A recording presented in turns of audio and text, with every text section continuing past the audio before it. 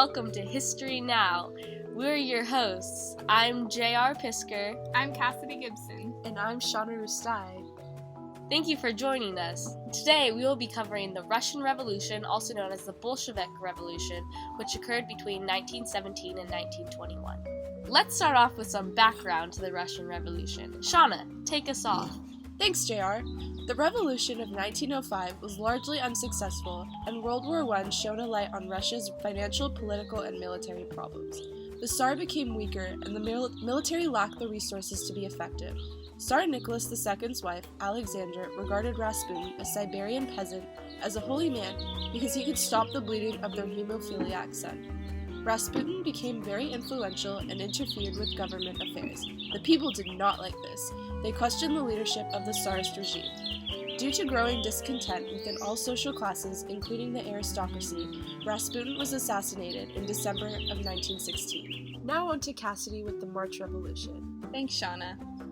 The March Revolution was the first stage of the revolution, so named because it began in March 1917 as thousands of working-class women started a series of strikes in Petrograd, the Russian capital, in response to the government bread rationing.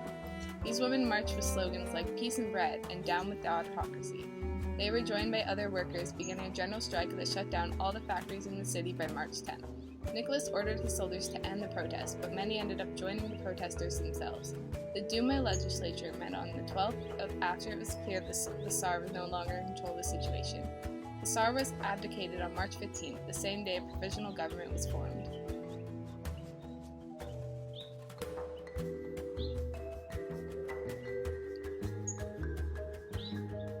Now to JR with the rise of the Soviets. The rise of the Soviets. The Petrograd Soviet was formed that same March. If you don't know, Soviets are councils of workers and soldiers' deputies. More Soviets began to form in other cities and towns. These councils represented more radical interests of the common class, which contrasted with the newly developed moderate provisional government. They were mostly made up of socialist groups. The Marxist Social Democratic Party was one of these groups. It was made up of two factions, the Mensheviks and the Bolsheviks. The Bolsheviks were led by V.I. Lenin. Lenin's radical ideas hinged on the destruction of the capitalist system. On April 20th, he issued his April Theses. The April Theses were a Marxist-based blueprint for revolution. The slogans, "Peace, Land, and Bread," "Worker control of production," and "All power to the Soviets," summed up the Bolshevik program. Now on to the Bolshevik Revolution. In July 1917, the Bolsheviks were accused of attempting to overthrow the provisional government, and Lenin was sent to Finland. Meanwhile, Kerensky became prime minister of the provisional government. After an attempt to seize Petrograd, Kerensky released the Bolsheviks from prison, and Kerensky's actions ended up strengthening the Petrograd Soviet, therefore showing how weak the provisional government was. By the end of October, the Bolsheviks grew in size and influence. Leon Trotsky was the chairman of the Petrograd Soviet, and the Bolsheviks were in position to seize power. On November 6, pro-Soviet and pro-Bolshevik groups took control of Petrograd, and overnight the power transferred to the Soviets. As a result, Bolsheviks took control of the Constituent Assembly and became the Communists. On his first day of being in power, Lenin declared all land to be nationalized, and he turned over the control of the factories to the committees of workers. The new government began initiating new social reform. Alexandra Kollontai pushed women's rights and social welfare for women and children, including legalization of divorce and abortion. But unfortunately, most were removed as time went by. On March 3, 1918, the Communist government signed the Treaty of Brest-Litovsk with Germany. With the signing of Brest-Litovsk, Russia gave up eastern Poland, Ukraine, Finland, and the Baltic provinces. The war between Russia and Germany was over, for now. The Bolshevik Revolution meant the beginning of the Civil War.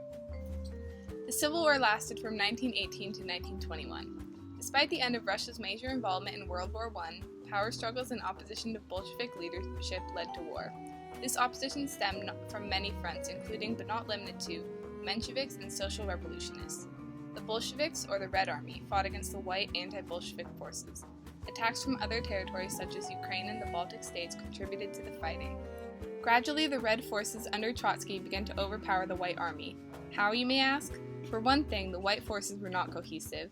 The Red Army was also a disciplined and strong fighting power. The Bolsheviks were able to adopt war communism to get resources to the Red forces.